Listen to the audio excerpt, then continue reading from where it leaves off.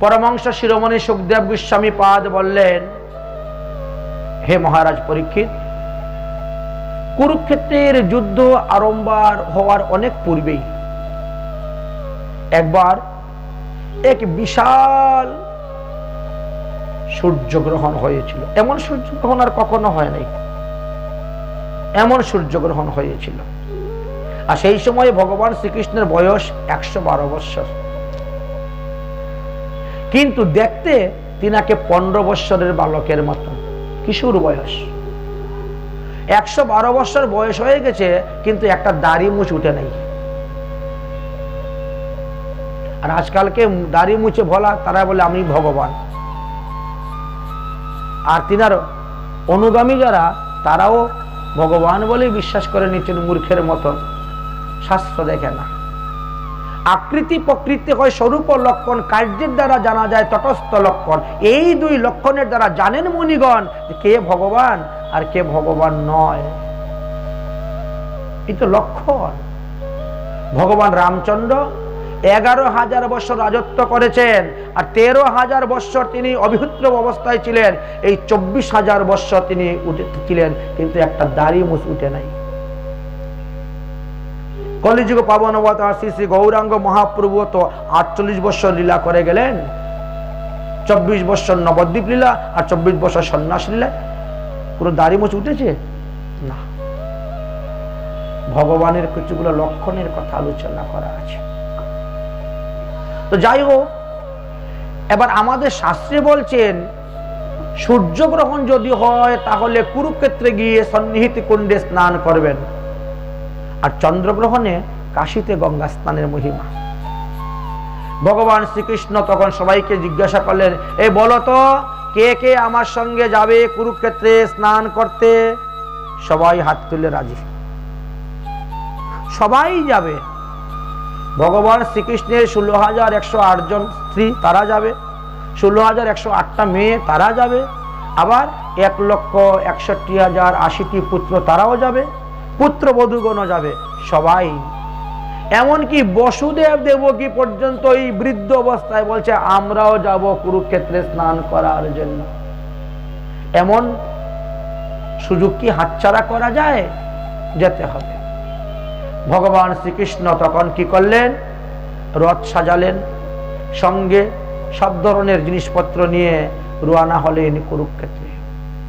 সেই বৎসর কুরুক্ষেত্রেতে নন্দ বাবা পর্যন্ত গিয়েছেন বৃন্দাবন থেকে, মা যশোদা গিয়েছেন, ললিতা, সতী, বিশাখা, সুচিত্রা, চম্পকলতা, রঙ্গদেবী, তুঙ্গবিদ্যা সহিত শ্রীমতী রাধারানী গিয়েছিলেন কুরুক্ষেত্রে। সমস্ত ব্রজগোপীরা, সমস্ত ব্রজ বালকগণ, গোপগণ গিয়েছে। কেন? আমরা সেখানে গিয়ে কৃষ্ণকে দর্শন করব। 100 বৎসর হয়ে গেছে কৃষ্ণকে আমরা দর্শন করি নাই। তাই কুরুক্ষেত্রে এই সূর্যগ্রহণ উপলক্ষে গিয়ে তাকে দর্শন করে আমরা কৃতার্থ হব, ধন্য হব। 100 বৎসর পূর্তি হয়ে গেছে, তাই রওনা হয়েছেন সবাই। ভগবান কৃষ্ণচন্দ্রকে দেখার জন্য কত কত মুনি ঋষিগণ যে এসেছিলেন তার অন্ত নেই। তবে এখানে বেশ কিছু মুনি ঋষিদের নাম এখানে দিয়েছেন, কারণ এমন সুযোগ তো পাওয়া যাবে না। সূর্যগ্রহণ উপলক্ষে কুরুক্ষেত্রে ভগবান শ্রীকৃষ্ণ আসবেন, এখানে যজ্ঞ হবে, হোম হবে, দান হবে, কত কিছু হবে, নাম হবে, সংকীর্তন হবে, পাঠ কীর্তন হবে। অতএব এমন পুণ্যভূমি, এমন পুণ্যস্থানে যদি না যাই তো যাব কোথায়? তাই মুনি ঋষিরা উপস্থিত হয়েছে। ভগবান শ্রীকৃষ্ণচন্দ্র কি করলেন? কুরুক্ষেত্রের সন্নিহিত কুণ্ডের তীরে তীরে কাপড় দিয়ে তাম্বু টাঙ্গালেন, শিবির বানালেন, বানিয়ে সেখানে অবস্থান করতে শুরু করলেন। শ্রীরাধিকা কুরুক্ষেত্রে কৃষ্ণের দর্শন যদি পায় তবু ভাবে ঐচ্ছন। রাধারানীর ইচ্ছা যে তাহলে আমিও কুরুক্ষেত্রে গিয়ে গোবিন্দকে দর্শন করবো। আজ 100 বৎসর ধরে আমি কৃষ্ণহারা হয়ে আছি। তাই তিনিও রওনা হয়েছেন। ব্রজবাসী, ব্রজগোপীগণ সবাই গিয়েছেন। তো সূর্যগ্রহণ আরম্ভ হয়ে গেছে, আগেই তো গিয়ে পৌঁছে গেছেন। সূর্যগ্রহণ আরম্ভ হয়ে গেছে। তখন ভগবান শ্রীকৃষ্ণ দেবর্ষী নারদকে বললেন, তুমি ভাগবত কথা আলোচনা করো। গ্রহণ চলাকালীন অবস্থায় হরিকথা বলতে হয়, হরিকথা শুনতে হয়, হরি কীর্তন করতে হয়। সেই সময়ে কোনো আজে বাজে কথা, সংসারিক কথা, গ্রাম্য কথা বলতে নাই, হরিকথা শুনে। মুনি ঋষিগণ গিয়েছেন, সবাই বলছেন, দেবর্ষী নারদকে ধরেছেন, আজকে আপনার মুখ থেকে আমরা ভগবানের লীলা কথা শ্রবণ করব। বসুদেব দেবকী ওখানে বসে আছেন, নন্দ বাবা মা যশোদা গিয়েছে। শুরু হয়েছে হরিকথা। হরির অনন্ত অনন্ত লীলার মধ্যে সেই দিন দেবর্ষী নারদ হরিকথা প্রসঙ্গে বলতে বলতে হঠাৎ বলে ফেলছেন, ভগবান শ্রীকৃষ্ণ তিনার 64 দিনে 64 বিদ্যা শিক্ষার পরে তিনি যে তিনার গুরুদেবকে দক্ষিণা দিয়েছিলেন 12 বৎসরের পূর্বে মারা যাওয়া সেই সন্তানকে এনে। আর এই প্রসঙ্গ শোনার পরে দেবকীর মনে হলো, তাহলে আমিও কৃষ্ণকে বলবো, আমার যে 6 পুত্রকে কংস মেরেছিল সেই পুত্র 6টাকে এনে দেওয়ার জন্য। সে যদি তার গুরুপুত্র এনে দিতে পারে, তাহলে তো সে আমার পুত্রকে এনে দিতে পারে। সে তো আমার পুত্র নয় শুধু, সে তো দেখি ভগবান। তাই তিনার মনের মধ্যে এই কথাটি গেঁথে গেল। যাই হোক, বহুবিধ হরিকথা বলতে বলতে গ্রহণ সমাপ্ত হলো। সকলে মিলে গ্রহণে স্নান করলেন। স্নান করলেন, রাধারানীও স্নান করতে গিয়েছে। প্রচুর লোকে, লক্ষ লক্ষ লোকের ভিড়। কে কোথায় ঘর করেছে, কে কোথায় বাড়ি করেছে, তা তো অন্ত নেই। কে কোথায় থাকে, সবাই ঝাঁপঝুপ করে স্নান করতেছেন। শ্রীমতী রাধারানীও সখীদেরকে নিয়ে স্নানে নেমেছেন। স্নান করে ডুব দিয়ে যেই ফিরে তাকিয়েছেন, আর এমনি দেখেন সামনেই শ্রী গোবিন্দ। দৌড়ে এসে গোবিন্দকে জড়িয়ে ধরেছেন, আলিঙ্গন করতেছেন। শ্রী গোবিন্দ বলছেন, এখানে আমার ছেলে আছে, মেয়ে আছে, ছেলের বউ আছে। এখন আর বেশি সময় থাকতে পারবো না, বেশি কথা বলতে পারবো না, আমি রাত্রিবেলা তোমাদের ঢেরাতে আসবো। শ্রীকৃষ্ণ দর্শন লাকি চলে গোপী ব্রজচারী, কুরুক্ষেত্রে হইলেন উপনীত। সূর্যগ্রহণ উপলক্ষে নানা মুনি আসে তাতে, তবে আসি হইল একত্রিত। 100 বৎসর পূর্ণ হইল, রাধিকার দর্শন পেল, শ্যাম সঙ্গে করে আলিঙ্গন। 3 মাস ছিল তথা, প্রতি রাত্রে মিলন যথা, গোপীগণ আনন্দে মগন। এখন বলা হয়েছে যে ওখানে 3 মাস ছিলেন রাধারানী এবং ব্রজগোপীগণ, সবাই নন্দ বাবা আদি সবাই ছিলেন, এমনকি শ্রীকৃষ্ণ তিনি সবাইকে নিয়ে 3 মাস ছিলেন। কারণ বসুদেব দেবকীর যে প্রেম নন্দ মহারাজের প্রতি, আরে এখন না, এখন সন্ধ্যা হয়ে যাচ্ছে, এখন দেওয়ার দরকার নেই, কালকে সকালে যাবেন। পরের দিন সকাল যখন আসলো, আরে এখন না, সকাল সকাল যাবেন কেন, দুপুরে রান্না বান্না পরে খাওয়া দাওয়ার পরে যাবেন। দুপুরে খাওয়া দাওয়া করতে করতে বেলা 2টা হয়ে গেছে, আরে এখন খেয়ে উঠেছেন, একটু বিশ্রাম করুন তো। বিশ্রাম করলেন, তাহলে এখন যে, আরে না না এখন না, কালকে যাবেন, এই বেলা চলে গেছে। এই করতে করতে 3 মাস, এই 3 মাস সেখানে অবস্থান করেছিলেন। শ্রীমতী রাধারানীর কাছে যখন গোবিন্দ গিয়ে উপস্থিত হলেন, প্রতিদিন রাত্রে যেতেন। বহুদিন পরে বধুয়া এলে, দেখা না হইলে পরানো গেলে, দুঃখিনীর কাল দুঃখেতে গেল, মথুরা নগরে ছিলে তো ভালো। তুমি যখন মথুরায় ছিলে তখন তো আমরা সংবাদ পেতাম, কিন্তু যখন তুমি দ্বারকায় চলে গেলে আর তোমার কোনো সংবাদ পাওয়া যায় না। এসব দুঃখ কিছু না গণি, তোমার কুশলে কুশল মানি। তুমি কি সুখে আছো, কুশলে আছো, আনন্দে আছো? তোমার কুশলটাই আমরা কুশল মানি। এত যে সহিল অবলা বলে, ফাটিয়া যাইত পাষাণ হইলে। আমি অবলা বলে আজ 100 বৎসর ধরে তোমাকে হারিয়েও বেঁচে আছি। কিন্তু যদি আমার হৃদয়টা পাষাণ হইতো, আমার দেহটা পাষাণের দ্বারা তৈরি হইতো, তাহলে ফেটে যেত। এই বিরহ জ্বালা সহ্য করতে পারতাম না। এখন গগনে উদয় করুক চন্দ্র, মলয় পবন বহুক মন্দ, আবার আমরা সেই রাসলীলার আনন্দ অনুভব করব। তাই বলছেন, কোকিল আসিয়া করুক তান, ভ্রমর আসিয়া ধরুক গান। আমাদের দুঃখ আজকে দূর হলো, এতদিন পরে শ্রী গোবিন্দ তোমাকে পেলে আমি ধন্য হলাম।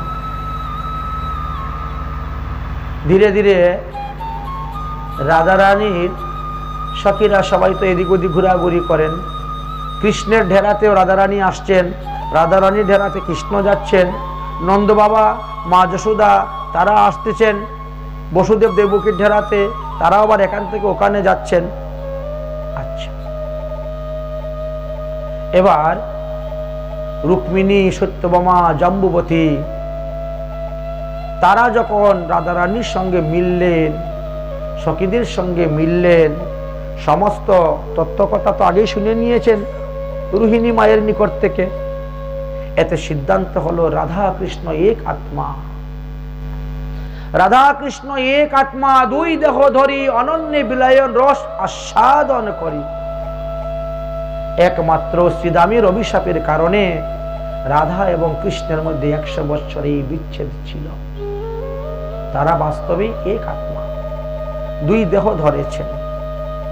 রাধিকার পরীক্ষার তরে উষ্ণ দুগ্ধ লইয়া ঘুরে দ্বারকার মহিষীগণ।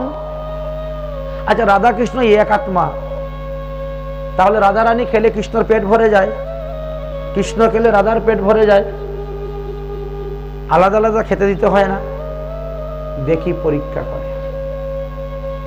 কিভাবে পরীক্ষা করবেন? একেবারে টকবক উত্তল গরম দুগ্ধ নিয়ে গিয়ে উপস্থিত। রাধিকার পরীক্ষা তরে উষ্ণ দুগ্ধ লইয়া ঘুরে দ্বারকার মহিষীগণ। রাধারানীকে গিয়ে বলছেন, এই নাও, তুমি একটু দুগ্ধ সেবা করো, তোমরা তো ব্রজের গোয়ালা, তোমরা দুধ খেতে ভালোবাসো, অন্য কিছু তো দিলে নাও খেতে পারো, অন্তত দুধটা তো খাও। রাধারানী দুগ্ধ নিয়েই গোবিন্দকে নিবেদন করে দিয়েছে। শ্রী গোবিন্দকে নিবেদন করে এক চুমু দিয়ে সম্পূর্ণ দুগ্ধ খেয়ে নিয়েছেন। গরম দুগ্ধ হাতে নিয়ে শ্রীকৃষ্ণ সমর্পণ করে রাধারানী করিলেন গ্রহণ। হেতা কৃষ্ণ বক্ষ জলে আহা মরি মরি বলে, রাধার প্রেমের এই তো মহান। এদিকে কৃষ্ণ চাটাচাটি করতেছেন, গরম দুধে বুক জ্বলে যাচ্ছে, গলা জ্বলে যাচ্ছে, বুক জ্বলে যাচ্ছে, চাটাচাটি করতেছেন। তখন বুঝতে পারলেন মহিষীগণ যে রাধারানী কোনো সামান্য গোপী নন, কোনো সামান্য গোপী নন। তখন তারা রাধারানীর চরণে পড়ে ক্ষমা চাই। রাধারানী গোবিন্দকে বলছেন, গোবিন্দ এবার তুমি চলো আমার সঙ্গে বৃন্দাবনে, আমরা তোমাকে নিয়ে বৃন্দাবনে যাব। রাধারানী ব্রজগোপীগণ শ্রীকৃষ্ণকে দর্শন করে, তারা কিছুতেই একা বৃন্দাবনে যেতে রাজি হচ্ছেন না। চলো তোমাকে নিয়ে বৃন্দাবনে যাব, আর না হলে তুমি এই কুরুক্ষেত্রে বৃন্দাবন প্রকট করো, উদয় করো, আমরা সেই লীলা আস্বাদন করব। শ্রী রাধিকা কুরুক্ষেত্রে কৃষ্ণের দর্শন যদ্য পায়ে তবু ভাবেন ওইচন। কি ভাবছেন? আমার যে কৃষ্ণ ছিলেন তার হাতে বাঁশি ছিল, কিন্তু এই কৃষ্ণের হাতে তো বাঁশি নেই। রাজভেষ হাতি গুড়া মনুষ্য গ্রহণ, কাহা গোপ ভেষ কাহা নির্জন বৃন্দাবন। এখন রাজবেশ, রাজপোশাক পরিধানে হাতি গুড়া লোকজন, লোক লস্কর নিয়ে, সে তো বৃন্দাবনের নির্জন স্থান নেই। সেই ভাব, সেই কৃষ্ণ, সেই বৃন্দাবন যবে পাই তবে হইবে আমার বাঞ্ছিত পূরণ। অতএব এখানে আমি সুখ পাচ্ছি না, কৃষ্ণকে পেয়েও রাধারানী সুখ পাচ্ছে না, কারণ বৃন্দাবনে যে সুখ পাওয়া গেছিল সেই সুখ সেখানে নেই। তাই বলছেন, তোমার চরণ মূর ব্রজপুর ঘর, উদয় করহ যদি তবে বাঞ্ছে পুরে মোর। হয় তুমি বৃন্দাবনে আসো, না হলে এই স্থানকে বৃন্দাবন প্রকট করো, তবেই আমার আনন্দ হয়।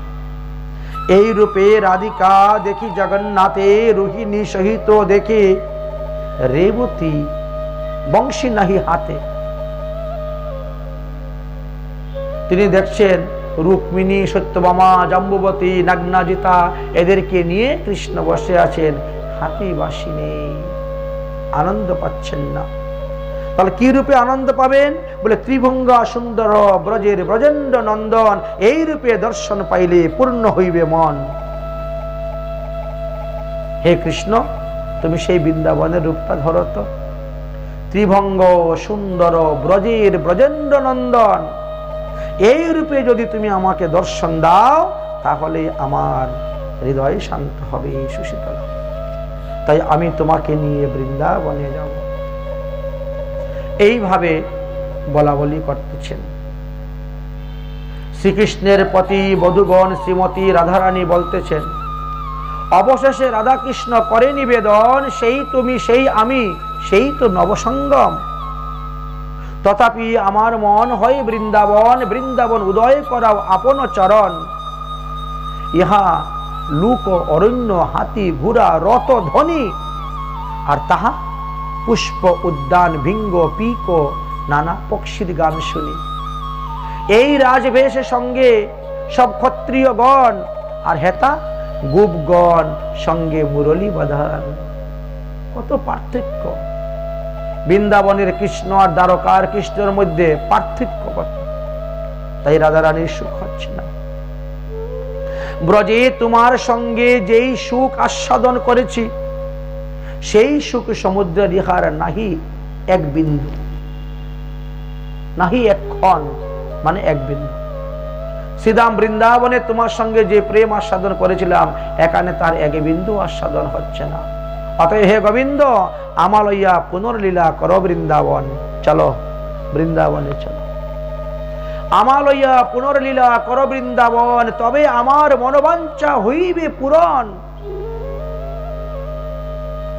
প্রাণনাথ শুনো মোর নিবেদন। রাধারানী নিবেদন করতেছেন, ব্রজ আমারও সদন, তাহা তোমারও সঙ্গম, না পাইলে না রহি এই জীবন। অন্যের হৃদয় মন মোর মন বৃন্দাবন, মনে বনে একত্র করি জানো। তাহা তোমার পদদ্বয় করাও যদি উদয়, তবে তোমার পূর্ণ কৃপা জানি। তুমি যদি আমাদের সঙ্গে বৃন্দাবনে যাও, তুমি যদি আমাদের সঙ্গে বৃন্দাবনে থাকো, তাহলে মনে করব তুমি আমাকে কৃপা করেছ, তোমার কৃপা জানি। পূর্বে উদয়, পূর্বে উদ্ধব দ্বারে, এবে সাক্ষাতে আমারে যুগজ্ঞার করিলা উপায়। এবার তুমি আমাকে কিছু জ্ঞান দান করো, যার দ্বারা আমি এই দুঃখকে ভুলতে পারি।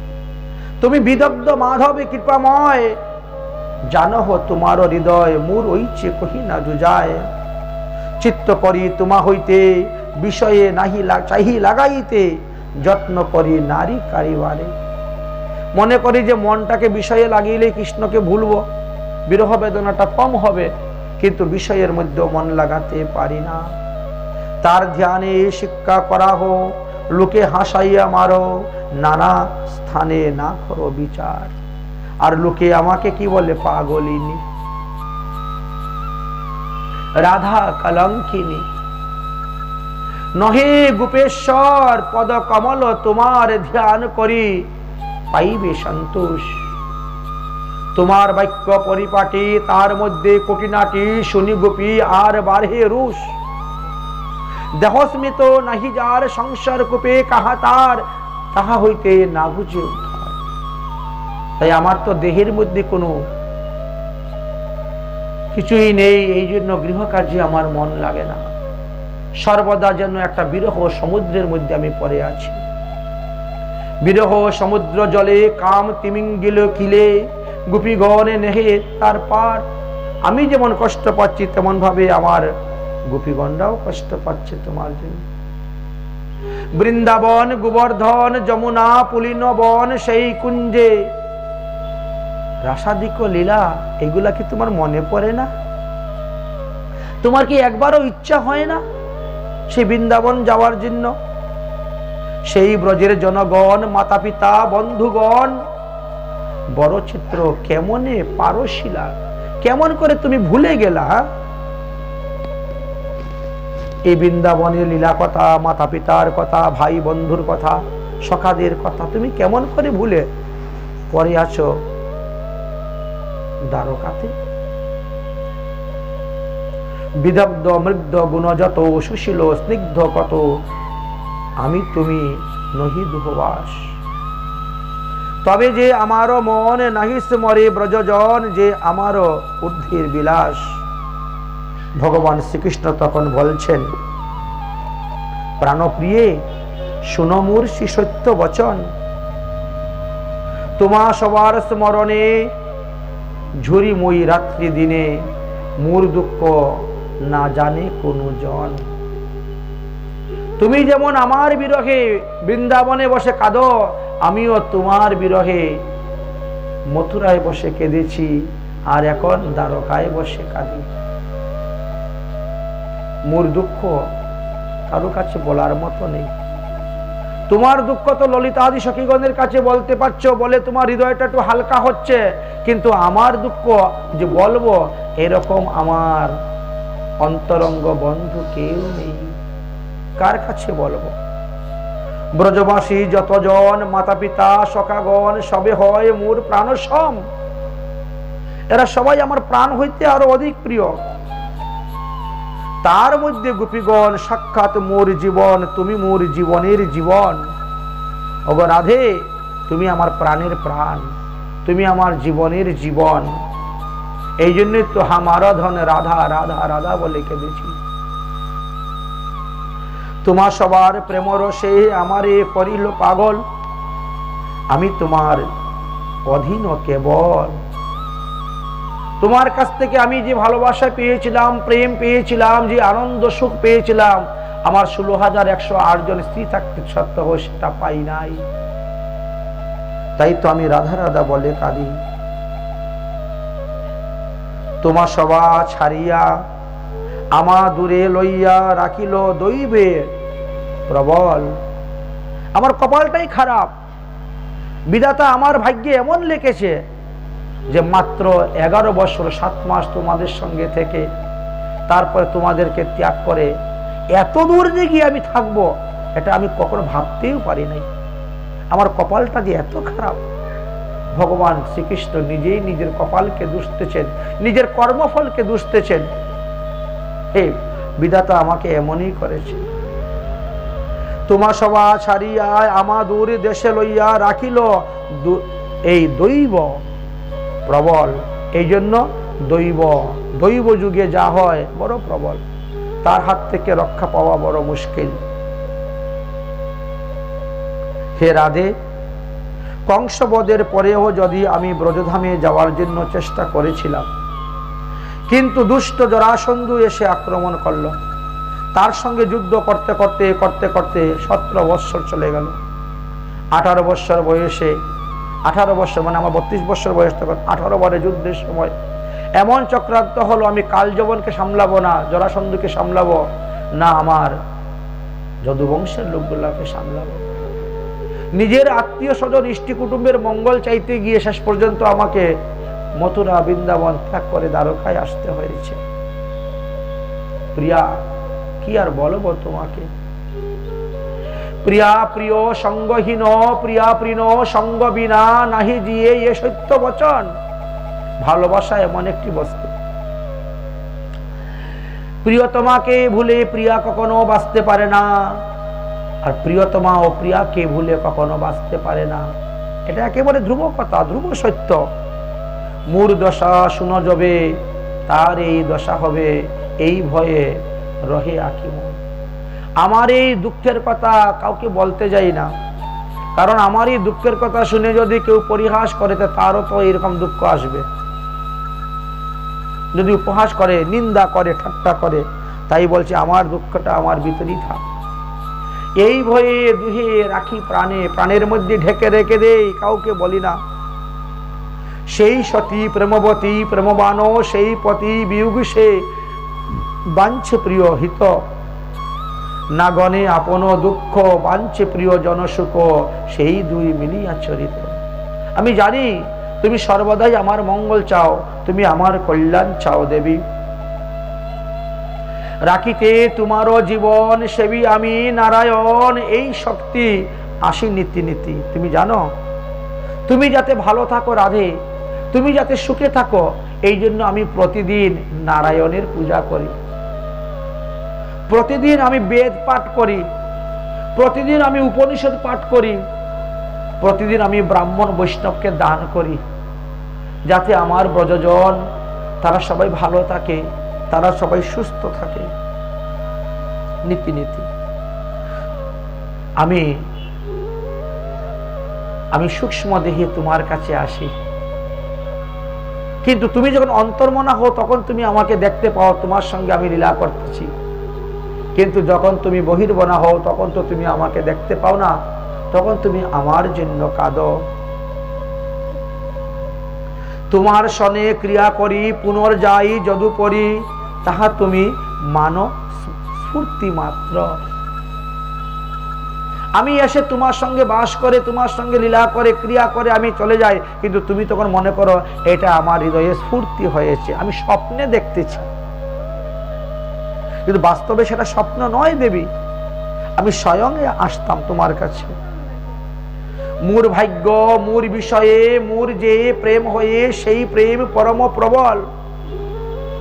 ভাগ্যক্রমে তোমার সঙ্গে আমার ভালোবাসা হয়েছিল, প্রেম হয়েছিল, কিন্তু বিধাতা এমনই এখন কত দূরে নিয়ে চলে গেলেন। লুকাইয়া আমার মনে সঙ্গ করায় তোমার মনে কপটে আনিব সত্তর। যাদবের বিপক্ষ যত দুষ্ট কংস পক্ষ, তাহা আসি কইল সব ক্ষয়। যদি কংস আদি অসুরগণ জন্মগ্রহণ না করত, তাহলে আমার থেকে তোমার বিচ্ছেদ কখনো হতো না। এই জন্য বিচ্ছেদটা হয়েছে। আছে 2-4 জন, তাহা মারি বৃন্দাবন, আইব আমি জানিও নিশ্চয়। এখনো আরো 2-4 জন মহাদানব রয়ে গেছে, তাদেরকে বধ করার পর আমি একেবারে বৃন্দাবনে চলে আসবো রাধে, তোমারে কথা দিচ্ছি। এইভাবে শ্রীকৃষ্ণ রাধারানীকে সান্ত্বনা বাক্য দিচ্ছেন, ছলনাময় বাক্য বলতেছেন, আসবো, আশ্বাস দিচ্ছেন, সান্ত্বনা করতেছেন। সেই শত্রুগণ হইতে ব্রজজন রাখিতে রহি রাজ্যে উদাসীন হইয়া। এত সুন্দর মথুরা রাজ্য ত্যাগ করে কে যাবে দ্বারকায়, সমুদ্রের মধ্যে? কিন্তু যেতে বাধ্য হয়েছি, কারণ না হলে এখানকার সবাইকে শত্রুরা আক্রমণ করবে। এই জন্য যবে স্ত্রী পুত্র ধনে করি রাজ্য আবরণে যদুগণে সন্তুষ্ট লাগিয়া। যেহেতু আমি যদুবংশে জন্মগ্রহণ করেছি, তাদের সন্তুষ্টের জন্য আমাকে তো থাকতে হচ্ছে। অতএব হে রাধে, আরো কিছুদিন তুমি অপেক্ষা করো।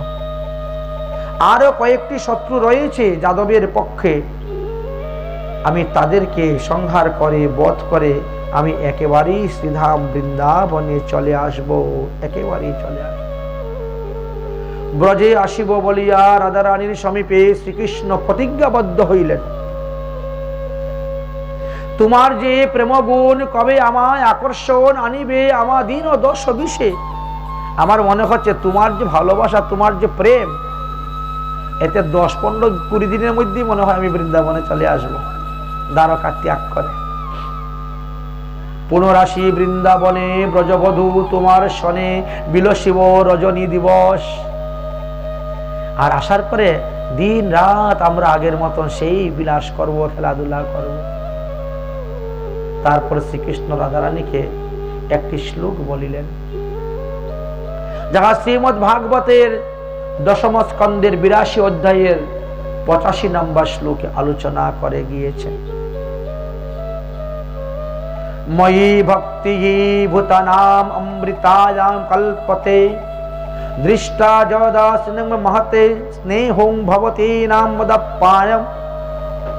হে সখীগণ, এই এক পরম সৌভাগ্য যে তোমরা আমার সেই প্রেম এখন আবার পুনরায় লাভ করেছ এখানে এসে, যাহা আমাকেও লাভ করিয়াছ এবং আমাকেও পেয়েছ। কারণ আমার উপর অর্জিত প্রেমের ভক্তি প্রাণীকুলকে পরম আনন্দ দেয় এবং দেহান্তে নিত্য গোলক ধাম প্রদান করিয়া থাকে। এই শ্লোকে শুনি রাধা খণ্ডিত হইল সকল বাধা, কৃষ্ণ প্রাপ্তি প্রীতিত হইল। বাহ! তারপরে বলছেন তাহলে একবার একদিনের জন্য একটু আসো বৃন্দাবনে, এসে তারপরে যাও। ঠিক আছে, তাহলে ঠিক আছে। এদিকে কথা বলতে বলতে রুক্মিণী আদি শ্রীকৃষ্ণের স্ত্রীগণ এসে উপস্থিত হয়ে গেছে। এবার প্রেমের কথা বন্ধ হয়ে গেছে, অন্য প্রসঙ্গ আলোচনা হয়ে গেছে।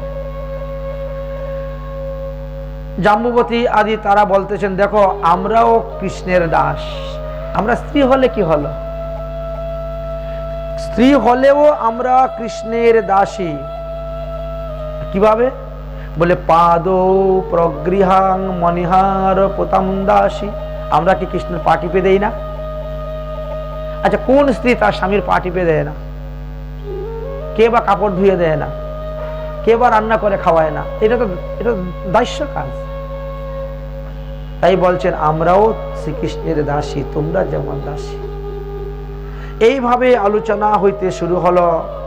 দেখতে দেখতে 3 মাস গত হয়ে গেল। এবার বলছেন তাহলে চলো। রথ টানতে শুরু করেছেন রাধারানী, ললিতা আদি সখীগণ, আমরা রথ টেনে তোমাকে বৃন্দাবনে নিয়ে যাব। তোমাকে এখন দ্বারকায় যেতে দিব না।